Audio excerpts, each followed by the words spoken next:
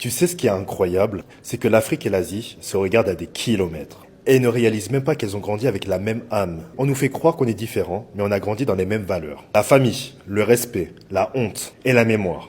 Que tu sois à Madagascar, au Vietnam, aux Comores, au Laos, au Sénégal ou au Cambodge, quelque chose qui ne change jamais. Chez nous, tu peux avoir 28 ans, 35 ans, même 40 ans.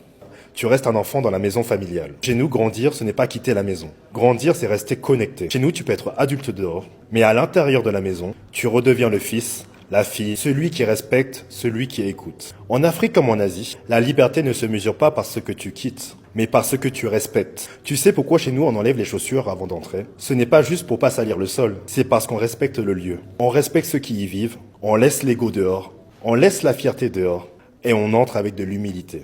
En Afrique comme en Asie, enlever ses chaussures, c'est un signe pour enlever son individualisme. Dans nos cultures, jamais on ne met nos anciens dans des maisons de retraite. Pas parce qu'on a pitié, mais parce que sans eux, la maison perd son âme. Le grand-père, ce n'est pas juste un vieux, c'est un livre d'histoire avec des cicatrices. La grand-mère, ce n'est pas juste une personne fatiguée, c'est une bibliothèque vivante. En Afrique comme en Asie, les anciens, ce ne sont pas des souvenirs du passé. Ce sont des clés USB de notre identité. Chez nous, tu ne manges pas seul. Tu attends, tu observes et tu partages. En Afrique comme en Asie, tu n'as pas juste faim de nourriture, tu as faim de présence familiale. Et le repas, ce n'est pas l'heure de manger, c'est l'heure où les histoires reviennent, l'heure où les secrets de famille remontent, l'heure où les valeurs se transmettent. Sans PowerPoint, sans livre, sans Wi-Fi. Parce que le savoir se transmet par la bouche et pas par Google.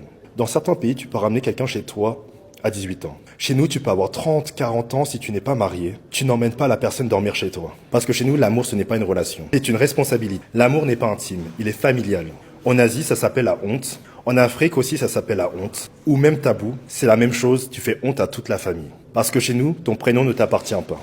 Il représente ceux qui étaient là avant toi. Dans une ère où on essaie de nous diviser sans cesse, je vais te dire quelque chose. L'Afrique et l'Asie ne sont pas juste héritières de cultures traditionnelles. Elles sont les deux dernières civilisations où les anciens vivent encore avec les enfants. Les deux dernières où la sagesse ne s'apprend pas avec Internet, mais dans le salon, après le repas, assis sur un tapis. En Afrique comme en Asie, l'indépendance ce n'est pas partir, c'est revenir sans avoir oublié. Dans nos cultures, on ne poursuit pas le succès, on poursuit la dignité. On ne court pas derrière la richesse, on court derrière l'honneur. Et tu sais pourquoi c'est puissant ? Parce que le jour où tu oublies tes origines, tu perds la seule chose qu'aucune IA, aucune technologie ne pourra jamais créer.